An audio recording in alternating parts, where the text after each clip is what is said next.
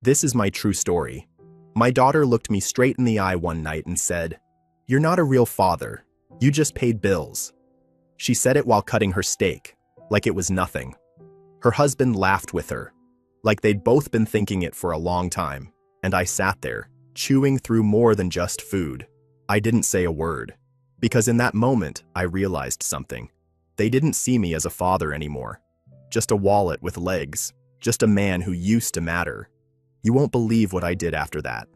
Before I tell you, please subscribe to the channel and let us know in the comments where you're watching from and what time it is right now. Your support keeps these stories alive. That night, I went to bed without finishing dinner. I heard them laughing in the kitchen while they packed up leftovers I bought, sitting at the table I built, under the roof I paid off. My heart wasn't broken. It was something colder, something still. I didn't cry. I didn't speak. I didn't even look back when they turned off the kitchen lights like I wasn't still in the room. That night, I thought about every little thing I ever did for her. Every silent sacrifice, every time I stayed quiet so she could speak, every dollar I spent while pretending it didn't hurt. But that night, I finally listened. Not to her words, but to her tone. That tone that said I was nothing but a card swipe and a ride to the airport. That tone that erased decades of love in one dinner joke. The next morning, she went out shopping, like nothing happened. Like I was still going to be the fool who kept paying. She tried using her card. It got declined. She tried again. Declined. That afternoon, she called the bank. The bank said nothing was wrong. But there was. I had shut it all down, quietly, completely. I canceled everything I was paying for, the streaming bills, the credit lines, the accounts she thought were hers. The house? It was still in my name, and the moment she laughed at me, she handed me the scissors to cut the cord. That's when I realized she didn't grow up entitled. She grew up loved. But somewhere along the way, she confused love with obligation. And I had been paying the price for that confusion for far too long. She wasn't always like that. I remember the girl who used to fall asleep in the back seat while I drove us home from school, her tiny face pressed against the window, clutching the lunchbox I packed every morning. I remember the quiet way she used to say thank you after I helped her with homework, even when she got the answers wrong. I remember the first time she rode a bicycle, her legs wobbling, her eyes terrified, but I ran behind her the whole way, even after my knees gave out. She looked back and smiled. That kind of smile you think about years later when the house gets quiet. Every moment felt like it mattered. I bought her new shoes before I bought myself socks. I stayed up when she was sick, even when I had to be up at 4 a.m. for work. I skipped vacations, parties, and promotions so I could be the one standing in the school hallway when she walked out. It wasn't about being noticed. I didn't need credit. I was her father. That was the reward. I paid the bills, sure, but I also paid attention. I knew which classmates bullied her. I knew when she got her first crush. I even knew when she pretended to be asleep so I wouldn't worry. I learned her silences, her moods, her fears. There was never a time I didn't want to be her father. Even when her mother walked away and left me with all the pieces, I didn't ask, why me? I just figured out how to love harder. And maybe that's where I went wrong. Maybe loving harder taught her that I would never stop, that she could grow cold, distant, rude, and I'd still be there holding the umbrella. I don't think she realized the cost of being a father like that. It wasn't just money. It was the hours, the missed dreams, the part of myself I shelved for nearly 3 decades just to make sure she never felt fatherless. I didn't tell anyone how lonely it was when she stopped hugging me in public. When "I love you, Dad" turned into "Can I borrow your card?"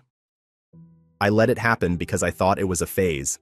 But years passed, and the little girl I raised turned into a woman I barely recognized. I saw it in her eyes. There was no softness left for me, only expectation, only boredom. I became background noise in her life, something she tolerated, and still, I stayed. The shift didn't happen in one day. It was slow, like rust on a garden gate, unnoticed until it squeaks when you try to open it. There wasn't a moment I could point to and say, that's when I lost her. It was more like a series of small disappearances. First, she stopped asking me to walk her to the bus. Then, the phone calls turned shorter. The texts, colder. Holidays became half visits. She'd come late, leave early, and sit on her phone the entire time in between. I would cook her favorite meals, the ones she used to beg for as a child, and she'd barely touch them, offering some excuse about calories or being full. I didn't complain. I just packed the leftovers and put them in her bag, pretending it didn't sting. Once, she asked me to help with a down payment on a new car. She said it would mean the world. I emptied a savings bond I was holding for retirement and handed her the check. She didn't say thank you, not even a hug. Just a, cool, I'll go tomorrow, and walked out the door. That night, I sat by the window with the receipt still warm in my palm and realized I had taught her everything, except how to be grateful. I kept thinking it was my fault. Maybe I'd overdone it. Maybe by giving her so much, I made her believe the giving would never stop. That a father's love came with a permanent guarantee, no matter the damage. Even when she married that man, the one who always smirked like he knew more than me, like he pitied the old man with no life, I bit my tongue. I paid for their honeymoon. I helped them furnish their first apartment. I bought them groceries for the first 6 months because she said money's tight right now, and I didn't want her to feel ashamed. I was trying to protect her from struggle, but all I did was shield her from consequence. She didn't see the quiet sacrifices I made every week, how I skipped medication sometimes to help her with rent, how I pretended I was on a diet when I couldn't afford groceries for both of us, how I sold my fishing gear just to surprise her with a new microwave. None of it mattered. To her, I was just Dad, the guy who pays. I remember one Christmas when I gave her a handwritten letter instead of a gift. It talked about the day she was born, how I cried when I held her for the first time, how she once told me I was her hero. She read it halfway, then laughed and said, "Dad, you're so dramatic." She never finished it. She left it on the counter. I still have that letter, creased, untouched, sitting in my drawer. I used to blame myself for all of it. I thought maybe I wasn't fun enough, or modern enough, or emotionally available enough. But now, looking back, I see it clearly. I was never her priority, just her safety net. The person she knew would never leave, so she stopped trying to keep me close. And the truth is, that kind of neglect feels worse than hatred. At least when someone hates you, they acknowledge your presence. But when someone ignores you, when someone reduces you to a background hum in their busy lives, it's like being erased in real time. I would sit at that dining table waiting for her call on my birthday. Sometimes it would come late, sometimes not at all, and every time I told myself, she's busy, she'll call tomorrow. She never did. Years passed like that. Birthdays without candles, Father's Days without cards, winters without her voice. And still, I stayed quiet. I didn't want to seem needy. I didn't want her to think I was guilting her into love. But deep down, I think I hoped that one day she'd just remember, that something would click and she'd show up, knock on my door with a pie or a smile or even just a real hug. That day never came. Instead, I got the kind of silence that bruises deeper than words. And somehow, I kept showing up. I kept paying. I kept loving in the dark. I think that's the saddest part. Not that she changed, but that I kept waiting for the girl who never came back. The last time I truly felt like her father was a rainy Tuesday afternoon. She was 18, packing for college. I stood in the doorway of her room, watching her fold sweaters and argue with the zipper on her suitcase. She looked up, saw me staring, and smiled. Not a big smile, just a quiet one, like a secret we both understood. I offered to drive her, but she said her boyfriend would do it. Still, she let me help carry her things to the car. As she shut the trunk, I handed her a small envelope. Inside was a check and a note that simply said, "In case you forget how much I love you." She hugged me that day, tight, like maybe she was scared of leaving, like maybe some part of her still needed me. I held on to that hug for years, even when the phone calls stopped, even when she forgot my birthday 3 years in a row. I'd close my eyes and replay that hug. That final moment when I thought, maybe, just maybe, I did something right. But time has a cruel way of changing the meaning of memories. What once gave me comfort began to sting. That hug turned from reassurance into a farewell I never recognized. It was like I'd been dismissed without realizing it. And as she moved on with her life, new job, new husband, new circle of people who never knew the man who raised her, I was left behind, a closed chapter in a book she no longer wanted to read. I tried to stay useful. I tried to remain necessary. When she had a health scare, I was the one who drove across the city with soup and prescriptions. When her car broke down, I was the one who paid for the repairs. When she said she was too tired to deal with bills, I offered to automate her payments from my account, thinking it would only be temporary. It wasn't.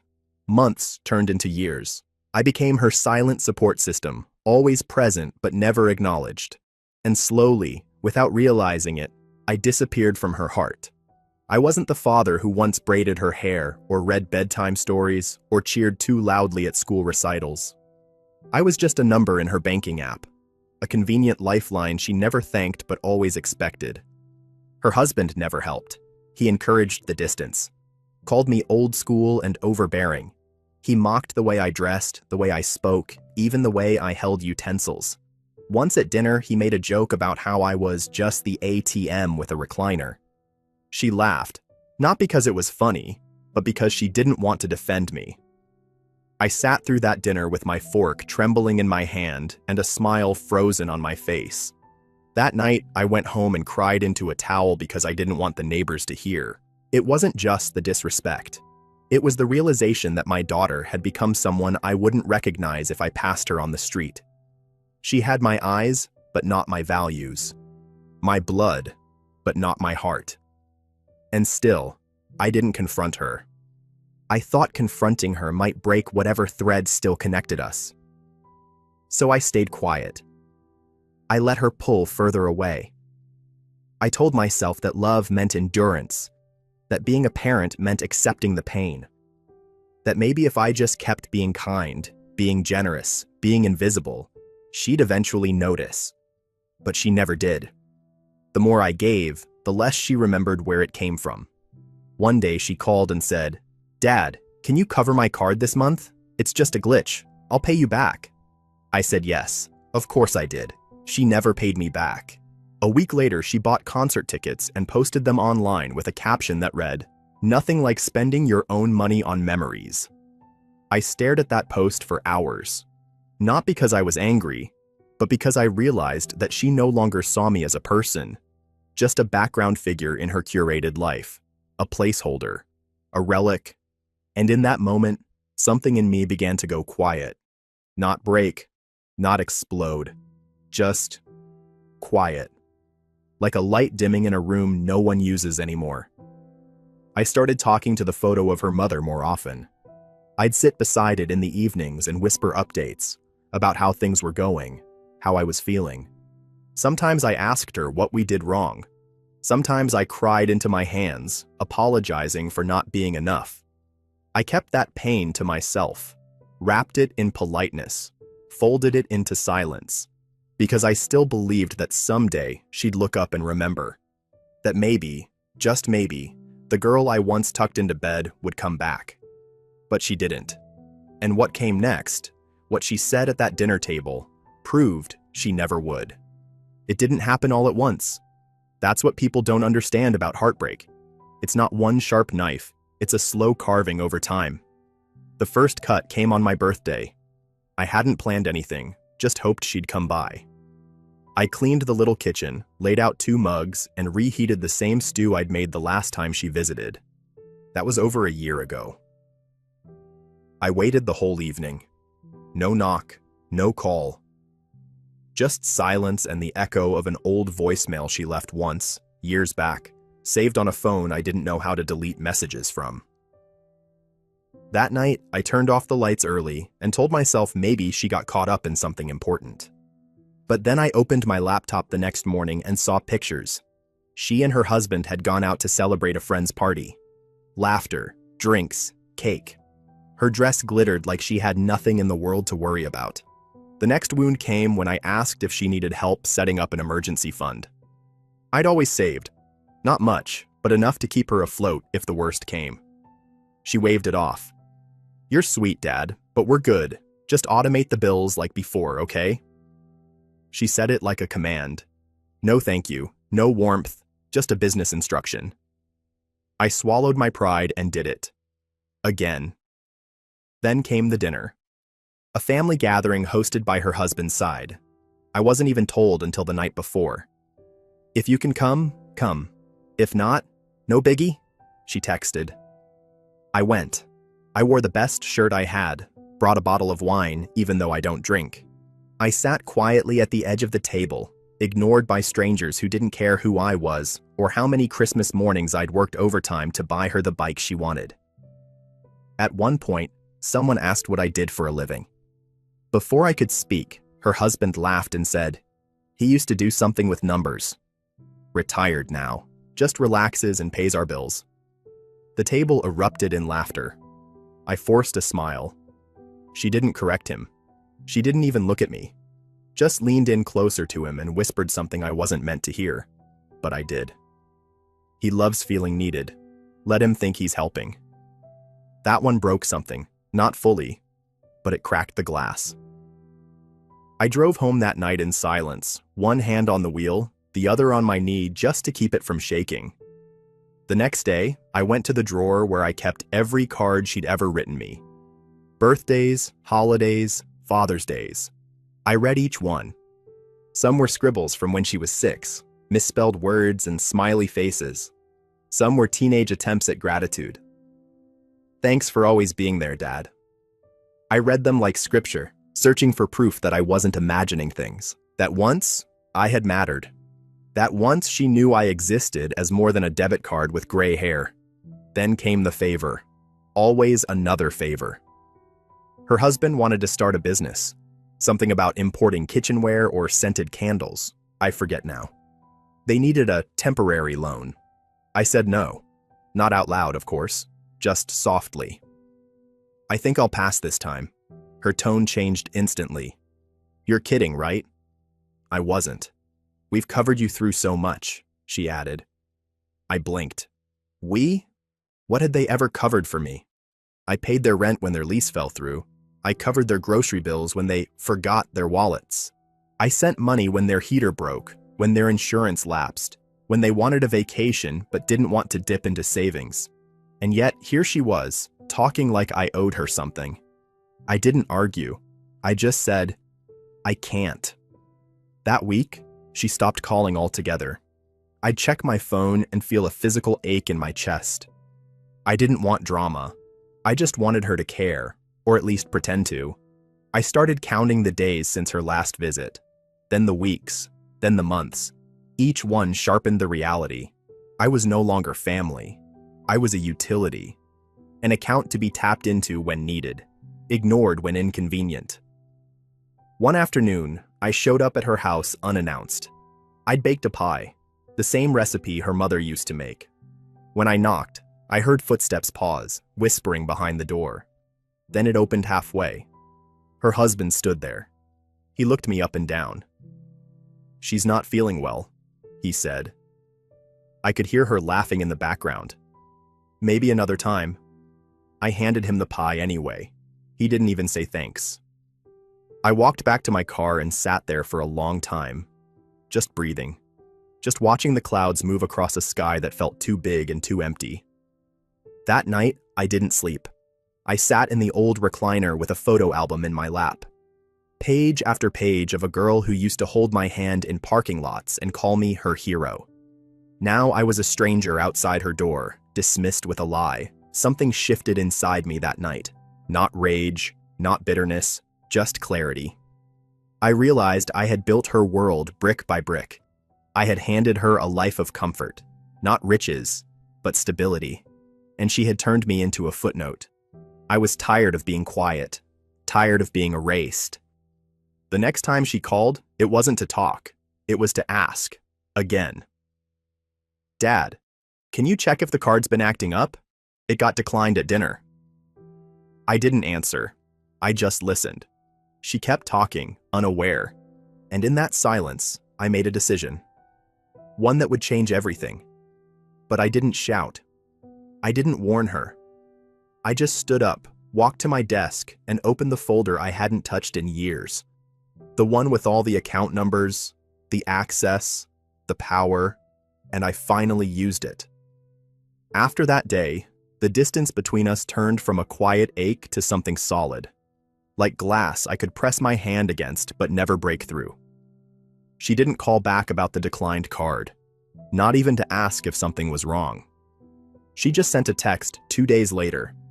Hey, just double-check the account when you get a chance. Weird glitch, maybe. A glitch. That's what I'd become. A background error in her lifestyle. I didn't respond. Not because I was playing games. I was just done being available on demand. For the first time in years, I didn't run to fix things. I sat in my chair. I drank my coffee. I turned off the sound on my phone and let the silence stretch out like a warm coat I hadn't worn in decades. I wanted to believe maybe she'd show up. Maybe she'd knock. Maybe she'd say, "Dad, I'm sorry." But she didn't. Instead, she emailed me. Formal. Cold. Just checking again on the bills. Need to make sure the utilities get covered before the 5th. Can you confirm? No, hi. No, how are you? Just an invoice wearing my daughter's name. I stared at that email for a long time before deleting it. Then came the final insult that didn't look like an insult at all. She invited me to dinner. A makeup gesture, maybe. Just a casual night, she said. Bring that salad you used to make. I did. I packed it in the same glass bowl her mother once used. I even brought the wooden tongs she loved as a child. When I arrived, I saw her husband's car, a few others I didn't recognize. I knocked. No answer. I knocked again. Finally, she opened the door, wearing an apron, looking rushed. "Oh," she said, like she didn't expect me. "You're early." I wasn't. I was exactly on time. She led me through the kitchen, past people I didn't know, all chatting over wine. She pointed toward the back. "Can you just set that in the sunroom? There's not much space in the kitchen." I nodded. As I walked to the sunroom, I passed the dining table, already full. Plates set, chairs taken, laughter growing. There was no seat for me. I set the salad down and stood there. No one followed. No one waved me over. I waited. 10 minutes, then 15. Finally, she came in with a small plate in her hand. "I'll bring you your portion out here," she said. "It's kind of chaotic in there." I nodded again. I didn't even look her in the eye. I just sat down in the quiet and listened to the voices from the other room. Her new family, her new circle, the life I had no place in. I ate alone. She never came back to check. I left early. Wasn't even noticed. That night, something else changed. Not in her. In me. I stopped defending her in my thoughts. I stopped justifying the distance as growing pains or stress or miscommunication. I saw it clearly now. I was no longer her father in the way that mattered. I was just the man who filled the silence when her bank balance didn't. I started cleaning out old papers the next day. Not in anger, just with purpose. I found letters I'd written her when she moved out. Encouragements, recipes, advice she never asked for, but I gave anyway, because I didn't want her to feel alone.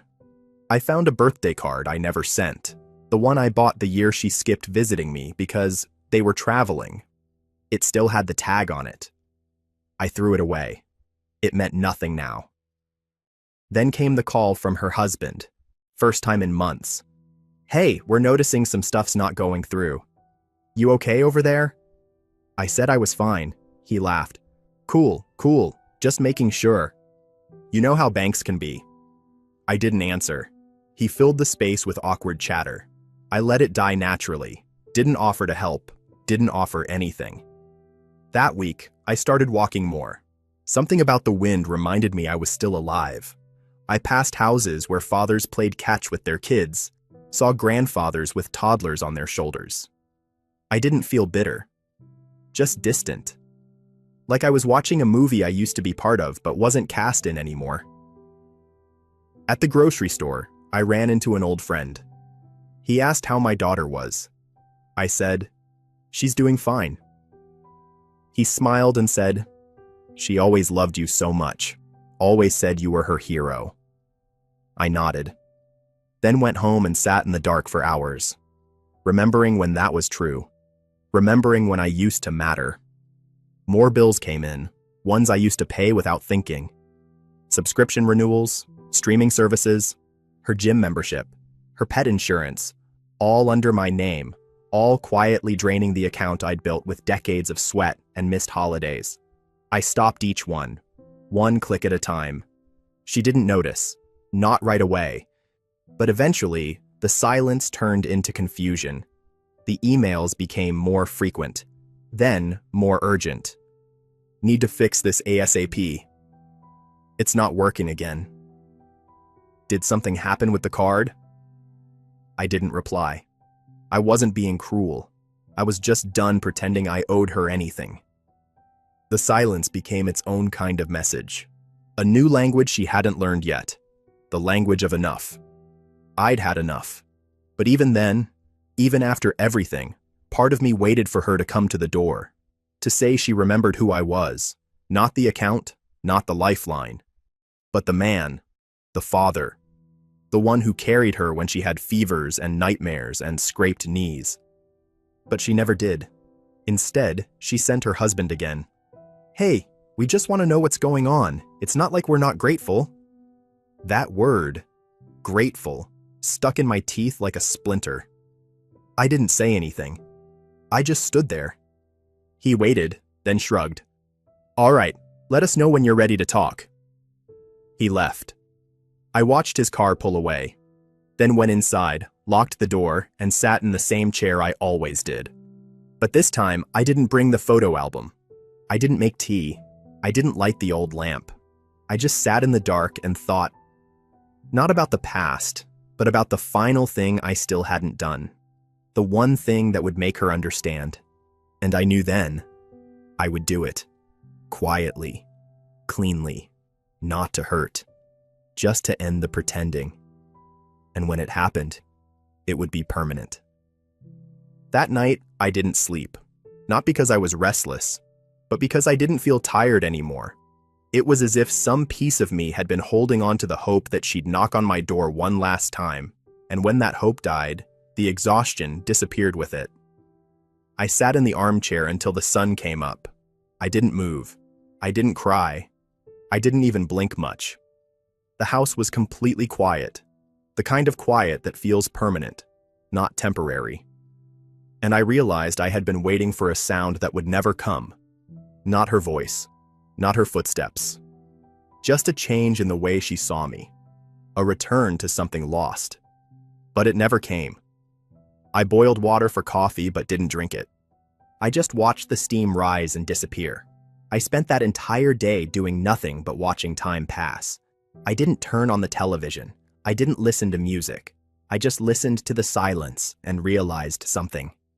I wasn't lonely anymore. I was just done. Not tired, not bitter. Just done. I walked through the house, slowly, methodically. Each room held a memory. Each picture on the wall was a chapter I no longer lived in. I didn't touch anything. I didn't pack anything. I just walked and remembered and said goodbye in my head to every version of myself that had waited for her to grow up, waited for her to come back, waited for her to apologize, waited for her to see me. I went out into the backyard and looked at the swing I put up when she was 7. It was rusted now. The wood was faded, but it still swung gently in the breeze, like it was waiting for someone. I didn't sit on it. I just stood there and let the breeze move across my face.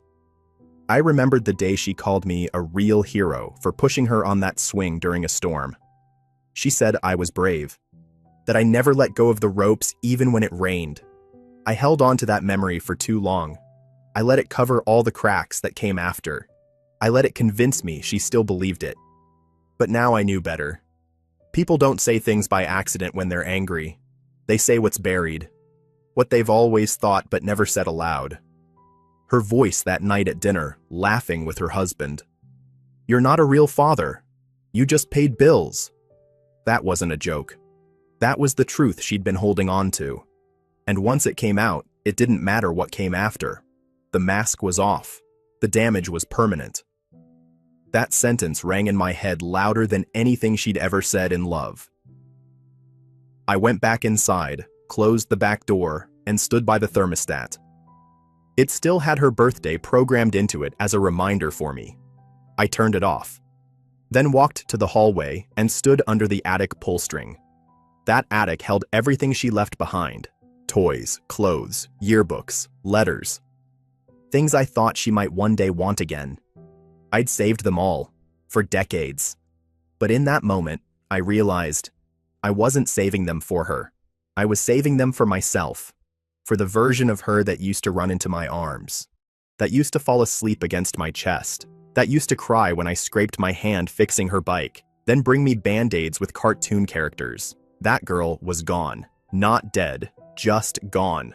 Replaced by someone who saw me as a transaction, a utility, a placeholder. I didn't open the attic. I didn't need to. I'd already buried the past in my mind. There was no need to dig it up physically. Instead, I walked back down the hallway and into the living room. I turned off the lights. I let the room grow dim with dusk. And I sat. For hours. Until the dark swallowed everything. That's when I made the decision. Quiet. Clean. Final. No revenge. No noise. Just a quiet transfer of power. Back to myself. I would not tell her. I would not warn her. I would not try to explain or soften the blow. I had spent too many years softening myself, making excuses for her actions, and allowing the shadow of love to cover the reality of neglect. I wasn't going to do that anymore. I would simply act. And when it was done, it would be irreversible. That thought didn't thrill me. It didn't scare me either. It just felt inevitable. Like a switch that had been flicked one click at a time for years and had finally reached the end. I wasn't angry. I didn't pace. I didn't rehearse what I would say. Because there would be nothing to say. She had spoken loudest when she laughed at me across the table, glass of wine in her hand, husband beside her, and said I was just the bill payer. That's all I'd been to her. A line item. A resource. An aging number in a system she controlled. But not anymore. I sat in the darkness and imagined what the silence would feel like when the final support disappeared. Not just the canceled cards, not just the missing payments, but the real foundation. The one she had no idea she'd been standing on. That was my plan. Not to ruin, not to hurt, just to step back. Let her see the space I once filled. Let her stand in the silence and realize she had never stood alone until now. It was the only lesson I had left to give. Not through punishment, through absence. My love had been a bridge. She crossed it and burned it behind her, never thinking I'd stop building. But I had. That night, as the house remained silent and the streetlights buzzed outside, I closed my eyes and didn't dream of her. For the first time in years, I dreamed of nothing. Just a vast quiet, peaceful, undisturbed. And when I woke, I knew I was ready. Not for revenge, but for release. The breaking point had come. Not with a bang, but with a whisper. A final, unspoken goodbye. She would never hear it, but she would feel it. The next morning, I made the calls. Not loud calls, not angry ones. Just quiet confirmations to the places I had been funding behind the curtain. I started with the credit card companies. I wasn't on her cards by name, but I was the sole guarantor for everyone. I had co-signed in silence, long ago, because she said she needed a little help during her college years. The accounts had grown over time, and when her husband lost his job, they used those cards like lifelines. She never once asked if the balances were getting too high. She assumed they'd always be covered, and I had covered them, every month, without fail. Until that morning, I called and revoked my guarantee, told them I would not be liable anymore. They thanked me, told me her lines would be reevaluated. I said nothing more.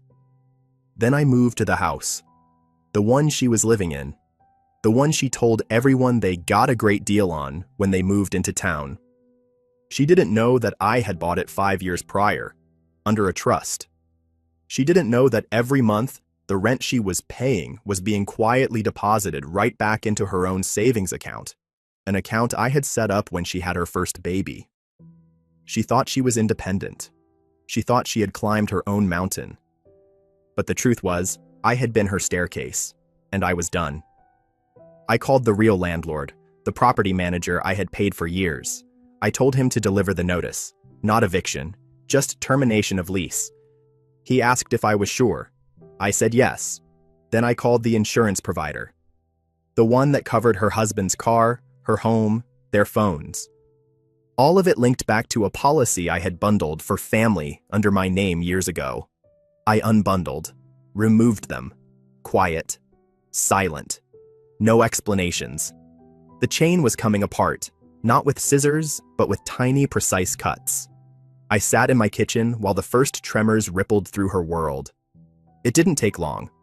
By lunch, I saw a missed call, then 2, then 17, all from her. The same daughter who hadn't said a kind word to me in months. The same one who said I wasn't a real father. I didn't answer. I didn't block her either. I wanted her to feel the silence. Let it stretch. Let her ask herself what was happening and why. By that evening, I received a text. Dad, something weird's going on with the bank. No apology, no warmth, just panic. I didn't respond. At 9 p.m., another message came in. Are you okay? Cards aren't working. Rent guy came by. Can you call me? I stared at it. Let the screen go dark. Then powered off the phone. The next day, 37 missed calls. I counted them. Everyone. I knew the number because I wrote it down. 37 times she tried to reach the man she said just paid bills. Now that the bills were gone, she wanted the man back. But he wasn't there anymore, not in the way she knew him. I wasn't angry. I wasn't smug. I just felt done. For years, I had built a quiet kingdom of support beneath her feet, thinking she would someday turn and see the hands holding her up. But she never looked down. Only forward. Only at what more she thought she was owed. So I gave her what she'd been pretending to have all along. True independence. No strings, no safety net. No father who just paid bills. She now had what she said she wanted. Total separation. Full autonomy. The power to sink or swim without me in the shadows keeping her afloat. I didn't do it to destroy her. I did it to free myself. She had already left me emotionally years ago. This was just me catching up. One final act of release. And the most devastating part for her. She didn't see it coming. Because people who mistake love for obligation never imagine the day the obligation disappears. And when it does, it's not rage that greets them. It's silence. Clean, cold, permanent. She would get through it. She would survive. But she would never forget it. Not because of the money, not because of the cards, but because of the realization that I had always been there. Not out of duty, but out of love. And that love, once disrespected, does not return the same. I didn't take revenge. I took back my name, my role, my worth. And in doing so, I taught her a lesson no lecture could ever deliver. That fathers are not utilities. We are not background functions. We are not just bill payers. We are men who bleed quietly, who sacrifice daily, and who hope, often in vain, that the children we raise will remember us as more than a wallet. I walked out into the morning air, sun on my face, knowing I had done what needed to be done. She would never look at a declined credit card the same again. Not because of the money, but because of the silence behind it. The silence of a father who finally stopped paying and started living. I didn't turn the phone back on for 2 more days. When I finally did, the screen lit up like a warning. Voicemails, missed calls, unread messages. Some frantic, others quiet. She had even tried calling from her husband's number, her work line, even blocked numbers. There was a text from her husband that read, "Can we talk? I think there's been a mistake." But there was no mistake. That was the part they couldn't accept. The foundation they were standing on hadn't crumbled. It had simply been removed. Gently. Intentionally. By the same man they thought they had the right to mock. I went through the messages slowly, not because I was curious, but because I wanted to make sure there was nothing important. Nothing medical or urgent. Most of it was her asking me to explain what was going on. That phrase stuck with me, as if everything that had just happened wasn't the explanation itself. When a man removes his hand and the ceiling starts to fall, you don't ask why he moved. You ask why you never noticed him holding it up. I didn't answer any of her messages. Not yet. There was nothing to explain. She was an adult, a mother, a wife. She had made it clear that I was just a financial footnote in her life, a support beam she didn't think about until it disappeared. Her last message said, "Dad, we can talk, okay? Just, please call me." That one stayed with me, not because it softened me, but because it reminded me how far apart we'd grown. We can talk. As if it had ever been a two-way conversation. As if the years of silence, eye rolls, dismissive tones, and whispered jokes at family dinners hadn't happened. But they did. And once seen, they couldn't be unseen. I didn't need revenge. I needed peace. So I went about my days quietly.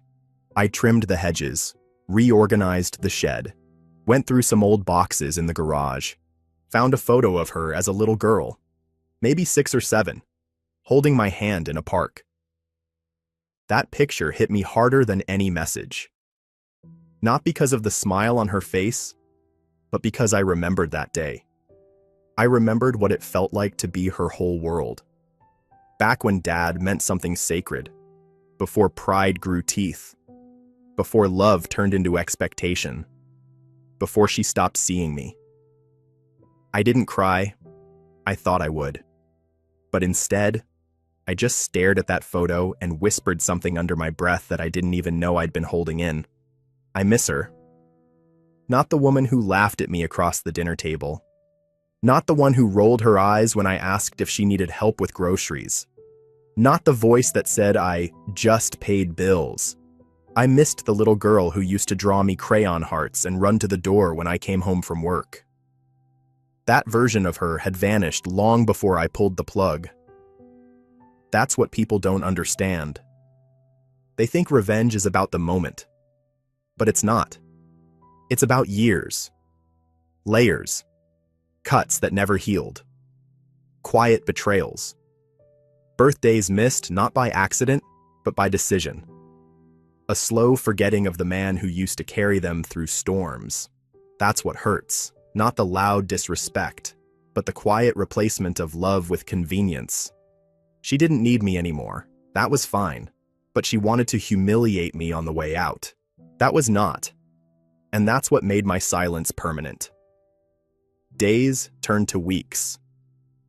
I heard through a neighbor that she and her husband had to move in with his cousin while they sorted things out. Her job was unstable, their bills were stacking, and still, I didn't hear from her. Not a real apology, not even an admission. Just the quiet shuffle of people trying to reverse a fall without knowing how high they had climbed. I went to the mailbox one afternoon and found a letter. Handwritten. Her handwriting. That surprised me. Inside, she wrote 4 paragraphs. The first one blamed me. Said I had blindsided her, that I should have warned her. The second was softer. She said things had been hard lately, that she hadn't meant the things she said at dinner. The third was defensive again, saying she thought I was stronger than that. And the last was one line. I don't want to lose you. I folded the letter and placed it on the bookshelf. Not to frame it, just to remember it existed. I didn't respond. I wasn't being cruel. I was being honest. Sometimes a wound has to stay closed. Reopening it doesn't heal. It just bleeds again. And I was tired of bleeding. She hadn't lost me because of money, or pride, or even disrespect.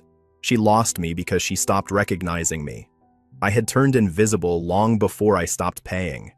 The man she thought she could humiliate had already left the room. All I did was shut the door behind me.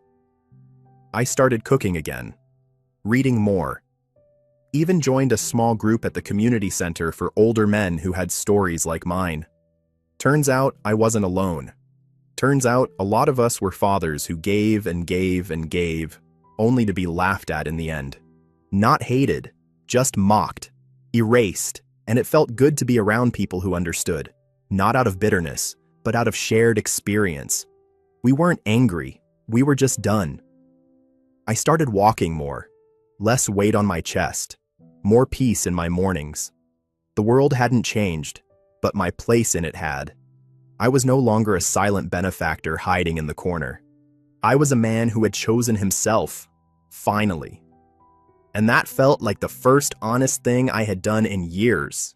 She would rebuild. I had no doubt. She was strong, resilient. But she would rebuild knowing the ceiling could fall. That the man she thought would always catch her had already caught himself. That's what changed everything. The absence wasn't a punishment. It was a mirror. One she'd have to face every time she pulled out her wallet or sat down to dinner. A reminder that love isn't guaranteed. It's given. And if you spit on the hands that offer it, eventually those hands close. Not in anger, not in fists, but in silence.